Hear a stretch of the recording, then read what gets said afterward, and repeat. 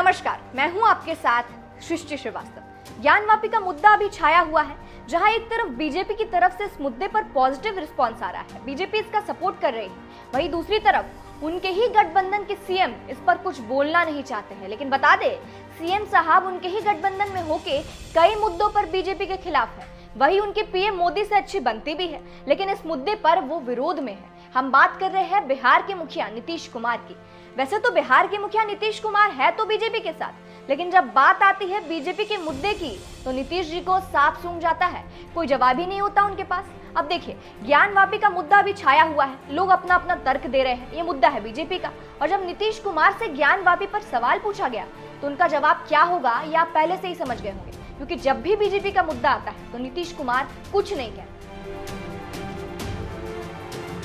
दरअसल बिहार विधानसभा परिसर में पत्रकारों के सवाल का जवाब नीतीश कुमार दे रहे थे। इसी दौरान उनसे ज्ञानवापी मस्जिद मामले को लेकर हो रहे विवाद के बारे में पूछा गया, जिस पर पहले तो सीएम कुछ भी नहीं बोले, फिर बगल में खड़े बिहार सरकार के मंत्री अशोक चौधरी और सैयद शहनवाज हुसैन से कुछ वार्ता के बाद कहा कि इस पर आप हमसे क्यों राय ले रहे हैं, आप अपना ही राय रखिए।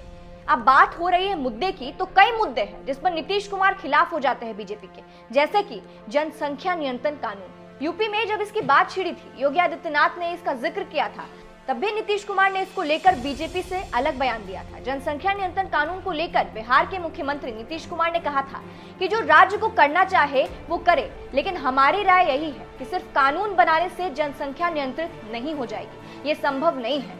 उन्होंने कहा कि जब महिलाएं पूरी तरह पढ़ी लिखी होंगी तो प्रजनन दर कम होगी। हमें लगता है कि 2040 तक जनसंख्या बढ़ोतरी नहीं रहेगी और फिर ये घटना शुरू होगी। एक और मुद्दा है जातिगत जनगणना, जिस पर केंद्र सरकार मान नहीं रही है, बीजेपी चाहती नहीं, लेकिन नीतीश कुमार चाहते हैं।